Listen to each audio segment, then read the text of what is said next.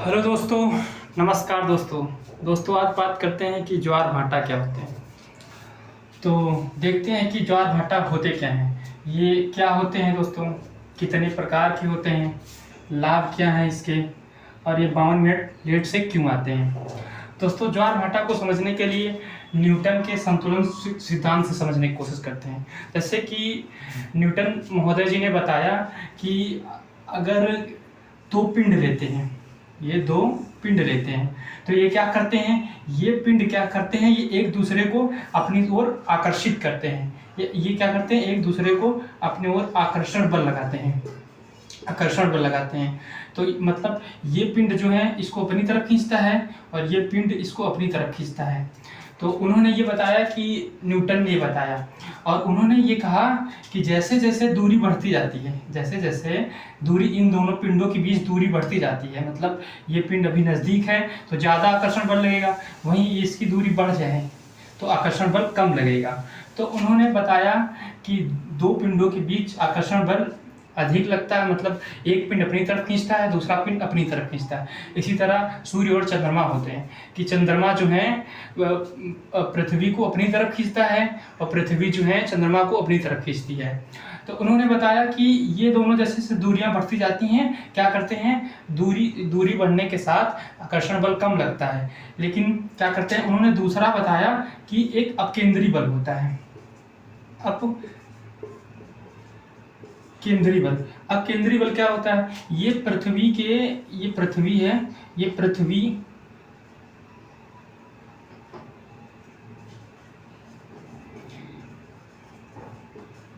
पृथ्वी के घूर्ण के कारण ये पूरी पृथ्वी में समान रूप से लगता है। ये मतलब इसका ये नहीं है कि दूरी बढ़ जाएगी तो ये अपकेंद्री बल कम हो जाएगा, ये पूरी पृथ्वी में समान रूप से बल लगता है। उन्होंने इसके माध्यम से बताया, इसके माध्यम से उन्होंने ज्वार भाटा को समझाने की कोशिश की। दोस्तों ज्वार भाटा होता क्या है, ज्वार भाटे को समझाने से पहले हम देख लेते हैं कि जैसे मान लीजिए सूर्य है, सूर्य ये चंद्रमा है और ये क्या है, पृथ्वी है। तो ये सूर्य है, चंद्रमा है, ये पृथ्वी है। अब पृथ्वी के चारों ओर क्या है, पानी भरा हुआ है। क्या करते हैं, जैसे ये सूर्य है, जैसे सूर्य चंद्रमा तीनों एक दिशा में, जब सूर्य चंद्रमा का आकर्षण बल इतना अधिक है कि पृथ्वी से क्या करता है, यहाँ का जो पानी है इसको खींच लेता है, जैसे अपनी तरफ खींचेगा तो एक ज्वार के रूप में जो पानी होता है पृथ्वी का वो ऊपर की ओर खींचा चला आता है, इसको खींच देते हैं। और ये क्या होता है, अभी आपने बताया कि मतलब हमने बताया था कि ये जो है दूरी बढ़ने के साथ उसका क्या हो जाता है, ये दूरी बढ़ने के साथ इसका आकर्षण बल जो है कम हो जाता है। तो इसका आकर्षण बल 90 डिग्री के बाद कम होना शुरू हो जाता है। तो इसके विपरीत क्या करता है, अपकेंद्री बल लगता है। ये पृथ्वी पे पूरी दिशा में मतलब सभी जगह समान लगता है, तो इधर क्या होता है, अपकेंद्री बल लगता है। अपकेंद्री बल लगने के कारण ये जो है इसको पानी को इधर खींचता है, तो जो ये इधर खींचता है और ये अपकेंद्री बल इधर खींचता है, तो दोनों के मतलब जो खिंचाव से, ये देखो जो खिंचाव है इसी को बोलते हैं ज्वार। और जहाँ पे पानी नीचा हो जाता है, क्योंकि जब यहाँ पानी यहाँ चला गया, यहाँ का पानी यहाँ आ गया और यहाँ का पानी यहाँ चला गया, तो यहाँ पर जो क्या बन गया, यहाँ पे भाटा बन गया, भाटा, ठीक। और यहाँ पे क्या बन गया, यहाँ पे ज्वार बन गया। तो हम कह सकते हैं कि जो मतलब सूर्य चंद्रमा और पृथ्वी के आकर्षण बल से जो पानी का खिंचाव होता है उसे ज्वार कहते हैं, और जो जहाँ पे पानी कम हो जाता है उसको भाटा कहते हैं। तो ये समझ गए होंगे कि ज्वार भाटा होता क्या है। ये एक तरीके से और समझ सकते हैं कि जैसे कि जब कोई समुद्र से तट की तरफ जो पानी ऊपर आता है, मतलब जैसे तट के समीप आता है और पानी जब ऊपर आता है तो जो ऊपर ज्वारी तरंगों के रूप में आता है उसे ज्वार कहते हैं, और जो वापस लौट के जाता है उसे भाटा कहते हैं। तो दोस्तों ये आप लोगों को समझ में आ गया कि ज्वार होता क्या है। ज्वार एक बार और समझा देते हैं कि मतलब सूर्य चंद्रमा पृथ्वी के आकर्षण बल से जो मतलब पृथ्वी का पानी जो है ऊपर की ओर आता है उसे ज्वार कहते हैं, और जहाँ पे पानी कम हो जाता है उसे भाटा कहते हैं। तो देखते हैं कितनी प्रकार का होता है।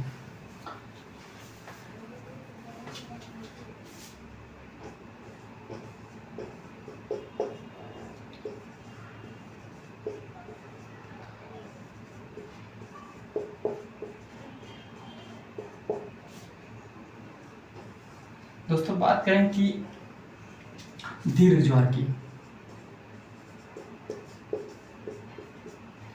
दीर्घ ज्वार दोस्तों ये क्या होते हैं, जैसे कि क्या होता है जब सूर्य, चंद्रमा, थोड़ा छोटा बना देते हैं, ये है सूर्य, ये है चंद्रमा और ये है पृथ्वी।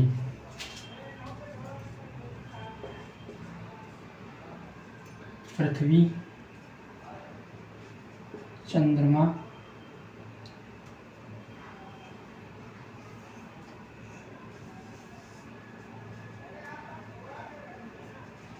चंद्रमा, सूर्य।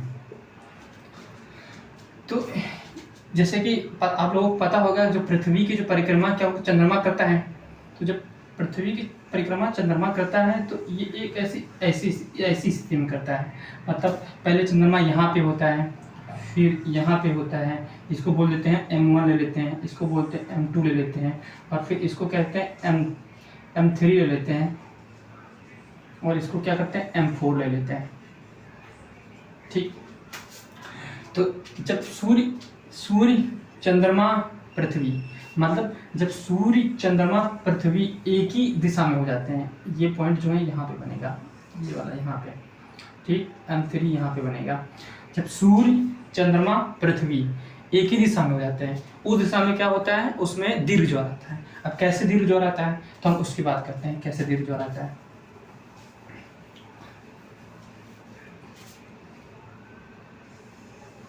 ये चंद्रमा है, ये पृथ्वी है, पृथ्वी के चारों तरफ पानी है, पृथ्वी के चारों तरफ पानी है, पृथ्वी के चारों तरफ पानी है। दोस्तों होता क्या है बताता हूँ क्या होता है। चंद्रमा, तो चंद्रमा क्या करता है, ये तीनों एक ही दिशा में हो जाते हैं। जब एक अक्ष पे हो जाता है चंद्रमा क्या करता है, इस पर क्या करता है आकर्षण बल लगाता है। जैसे आकर्षण बल लगेगा तो यहाँ से क्या करेगा, ये पानी खींच के इधर आ जाएगा, और यहाँ पे पानी क्या हो जाएगा, कम हो जाएगा। ये कहाँ तक लगता है, लगभग 90 डिग्री पर, क्योंकि आपने पढ़ा है कि जैसे दूरी बढ़ने के साथ आकर्षण बल कम हो जाता है, लेकिन पूरी पृथ्वी में क्या पड़ता है, अब केंद्रीय बल सभी जगह समान लगता है। तो इधर जब आकर्षण बल लगता है और इसके विपरीत में क्या करता है, अब केंद्रीय बल लगता है। यहाँ पे क्या कर, अब केंद्रीय बल के कारण यहाँ का पानी मतलब इधर चला जाता है, तो यहाँ पे क्या हो जाता है, पानी खाली हो जाता है, पानी कम हो जाता है, इसी को भाटा कहते हैं। अब ये क्या होता है, सूर्य चंद्रमा पृथ्वी तीनों एक दिशा में है। तीनों एक दिशा में होने का मतलब सूर्य द्वारा आकर्षण बल इसको पानी को लगाया जा रहा है, वहीं चंद्रमा द्वारा आकर्षण बल लगाया जा रहा है, वहीं सूर्य भी द्वारा आकर्षण बल लगाया जा रहा है। तो सूर्य और चंद्रमा के दोनों को मिलने के द्वारा आकर्षण बल लगाया जा रहा है, तो जिसके कारण यहाँ पे क्या आता है, दीर्घ ज्वार आता है, दीर्घ ज्वार आता है और भाटा आता है। मतलब यहाँ पे क्या होता है, दीर्घ ज्वार आता है। जब ऐसी स्थिति कब होती है, जब सूर्य चंद्रमा और पृथ्वी तीनों एक दिशा में हो जाते हैं। तो इसी को हम एक तरीके से और कह सकते हैं कि क्या होता है, जैसे कि जब मतलब ये हो गया दीर्घ ज्वार। अब दूसरी बात कर लें कि एक और इस कंडीशन बनती है, ये पहली कंडीशन हो गई, एक पहली कंडीशन। अब दूसरी कंडीशन क्या होती है दोस्तों, दूसरी कंडीशन ये होती है कि ये सूर्य हो गया, सूर्य हो गया, और ये क्या हो गई, पृथ्वी हो गई, और ये क्या हो गया, चंद्रमा हो गया, चंद्रमा हो गया। ठीक, अब तीनों एक ही दिशा में, तीनों इस दिशा में भी हैं, लेकिन इस दिशा में क्या होता है कि इधर ये पृथ्वी के चारों तरफ पानी, इधर जो है क्या करता है, ये चंद्रमा का आकर्षण बल लगता है। चंद्रमा के आकर्षण बल लगने के कारण ये क्या होता है, इधर ऐसे चला जाता है, और इसके विपरीत में क्या होता है, अब केंद्रीय बल, जिसको आपको पता है, अब केंद्रीय बल लगता है। अब केंद्रीय बल लगने के कारण क्या होता है, ये इधर आ जाता है। ठीक, और इधर से क्या करता है, सूर्य भी लगाता है। जिधर सूर्य, इधर भी सूर्य लगाता है, और ये अब केंद्रीय बल पहले से लगने के कारण, अब केंद्रीय बल पहले से लगने और सूर्य के पहले अब केंद्रीय बल भी लग रहा है, और इधर से सूर्य का आकर्षण बल भी लग रहा है। दोनों के कारण इधर भी ज्वार आ जाता है और इधर इधर तो ज्वार चंद्रमा के कारण, और इसके विपरीत कौन, सूर्य का अपकेंद्री बल इधर लगता है। दोनों के लग जाने के कारण इधर ज्वार आ जाता है और इधर भी ज्वार आ जाता है। लेकिन इसमें क्या होता है, पहली वाली कंडीशन क्या थी कि दोनों एक दिशा में, इस दिशा में चंद्रमा इधर है, पृथ्वी बीच में है, सूर्य इधर है। लेकिन चंद्रमा का आकर्षण बल सूर्य से अधिक होता है, क्योंकि चंद्रमा जो है पृथ्वी से ज़्यादा नज़दीक है। इस कारण क्या होता है कि चंद्रमा का जो है आकर्षण बल अधिक होता है, इस कारण भी दीर्घ ज्वार आता है। ठीक है दोस्तों, आप समझते हैं कि एक दीर्घ ज्वार हो गया। इस तरह और समझते हैं कि और कौन सा ज्वार होता है। फिर एक होता है दूसरे नंबर पर लघु ज्वार। लघु ज्वार ये क्या होती है, जब लघु ज्वार दोस्तों कैसे आते हैं, लघु ज्वार ऐसे आते हैं कि जब सूर्य, चंद्रमा और पृथ्वी तीनों समकोण पे हो जाएं। जब समकोण पे हो जाते हैं तो ये एक दूसरे बल को कैंसिल करते हैं, इसीलिए इसे लघु ज्वार कहते हैं। समझने करते हैं, कंडीशन लेते हैं कि दोस्तों ये क्या है, सूर्य है और ये क्या है, पृथ्वी है। पृथ्वी के चारों तरफ क्या है, पानी है। ये पृथ्वी के चारों तरफ पानी है। अब क्या होती है, अब इधर क्या होता है, इधर चंद्रमा आ जाता है। अब क्या होता है, इधर से सूर्य क्या करता है, आकर्षण बल लगाता है, और इधर से चंद्रमा आकर्षण बल लगाता है। तो ये इधर ऐसे उठता है, ये इधर ऐसे उठता है। तो तीनों क्या करते हैं, ये एक दूसरे के बल को क्या करते हैं, काटते हैं। इसीलिए क्या करते हैं, इनमें लघु ज्वार आता है। लघु ज्वार आता है। ठीक, ऐसी स्थिति कब होती है, तो एक कंडीशन और समझ के देख लेते हैं कि ऐसी स्थिति कब बनती है। तो दोस्तों देखते हैं कि मान लो कि ये सूर्य है, ठीक, और ये हम मान लेते हैं कि ये पृथ्वी है। पृथ्वी के चारों तरफ पानी है। अब ये चंद्रमा पृथ्वी के दीर्घवृत्ताकार परिक्रमा कर रहा है, कभी यहाँ पे आ जाता है M1 पर, तो कभी M2 पर, और कभी M3 पर, और कभी M4 पे। तो हमने जो बताया अभी लघु ज्वार, मतलब जो हमने अभी बताया है कि लघु ज्वार क्या होते हैं, तो लघु ज्वार तब बनती है जब ये वाली कंडीशन होती है, मतलब सूर्य इधर हो और चंद्रमा इस दिशा में हो, ठीक, तब ऐसी कंडीशन होती है। या फिर क्या होता है, सूर्य इधर हो और पृथ्वी इधर हो, चंद्रमा इधर हो, तो तब ऐसी बनती है। ठीक, ये समझ गए होंगे आप।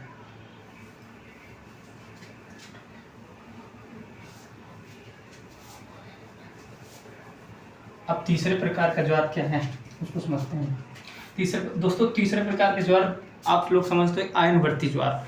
आयनवर्ती ज्वार क्या होता है, आयनवर्ती ज्वार ये होता है कि जैसे कि सूर्य का उत्तरायण और दक्षिणायण होता है, इसी प्रकार क्या होता है, चंद्रमा का भी उत्तरायण और दक्षिणायण होता है। इन्हीं के कारण क्या होता है, आयनवर्ती ज्वार की उत्पत्ति होती है। जैसे कि हम देखते हैं कि तीसरे प्रकार का ज्वार क्या है, आयन वृत्तीय ज्वार। ये क्या होता है, हमने जैसे अभी बताया कि जैसे कि सूर्य का उत्तरायण होता है और सूर्य का उत्तरायण और दक्षिणायण होता है, इसी प्रकार क्या होता है, चंद्रमा का भी उत्तरायण और दक्षिणायण होता है। तो जब उत्तरायण और दक्षिणायण होता है तो क्या होते हैं, तो उत्तरायण और दक्षिणायण होने के कारण चंद्रमा अगर कर्क और मकर रेखा पे ज़्यादा झुक जाता है, झुकाव हो जाने के कारण इसी को क्या कहते हैं, आयनवर्ती ज्वार कहते हैं। समझ लेते हैं कंडीशन से। मतलब जैसे पृथ्वी है, पृथ्वी में आप लोग जानते हैं ये भूमध्य सागर रेखा है, भूमध्य रेखा है। ये क्या होती है, कर्क रेखा होती है, और ये क्या होती है, मकर रेखा होती है। ये कितने 23.5 डिग्री रेखा पे होती है, ये भी 23.5 डिग्री पे होती है। तो उसी को कहते हैं, जब क्या होता है, चंद्रमा क्या होता है, इस पे कर्क रेखा और मकर रेखा पे झुकाव हो जाता है, इसी को क्या बोलते हैं, आयनवर्ती ज्वार कहते हैं। समझ गए होंगे दोस्तों आप। ठीक, अब चौथे ज्वार की बात करते हैं।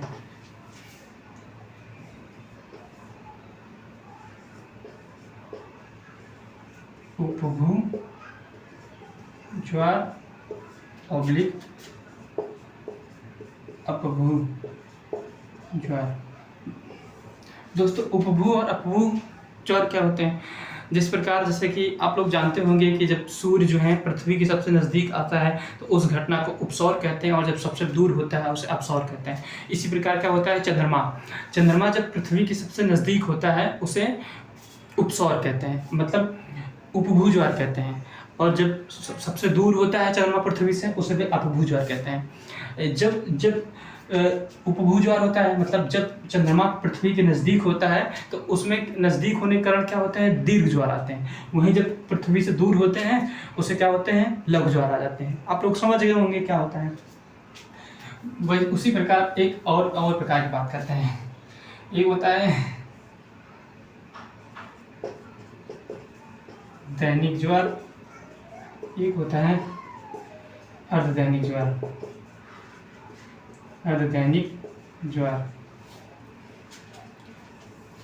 दोस्तों दैनिक ज्वार और अर्धदैनिक ज्वार का मतलब क्या होता है? जब एक दिन में एक उच्च और एक निम्न ज्वार आए उसे क्या कहते हैं, दैनिक ज्वार कहते हैं। अर्धदैनिक ज्वार का मतलब क्या होता है? एक दिन में मतलब दो उच्च और दो निम्न ज्वार आए उसे अर्धदैनिक ज्वार कहते हैं। तो आप लोग समझ गए होंगे कि ज्वार क्या होते हैं और कितने प्रकार के होते हैं। अब बात करते हैं इनके लाभ क्या हैं।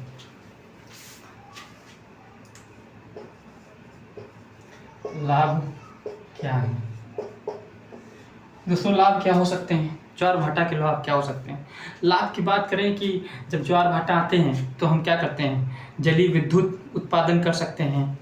जो गहरे समुद्रों से मतलब शंख, मोती, ये सब क्या होते हैं, तटीय इलाकों में आ सकते हैं। हम उनका खनन कर सकते हैं, उनका मतलब को निकाल सकते हैं। और क्या हो सकते हैं कि जो तटों पे कचरा वचरा होता है वो दूर जा सकता है। या फिर हमारा जब ज्वार आते हैं तो क्या कर सकते हैं, जो बहुत दूर दूर पे जहाज हैं, शिप हैं, उनको नज़दीक आने में मतलब सहायता मिलती है, ये आ सकते हैं। और बहुत सी चीज़ें जो हैं जो समुद्र के जो अंदर से खनन करके मतलब काफ़ी जो हैं तट के किनारे आ सकते हैं, जिनका हम खनन करके उनका उपयोग कर सकते हैं। ठीक है, तो समझ गए होंगे लाभ क्या होते हैं। अब दोस्तों बात आती है कि ये 52 मिनट या 12 घंटे 26 मिनट लेट क्यों आते हैं। दोस्तों बात एक कंडीशन से हम समझ लेते हैं लेट क्यों आते हैं ये। तो हम कंडीशन लेते हैं कि मान लो ये पृथ्वी है, तो point A, point B, point C और पॉइंट डी।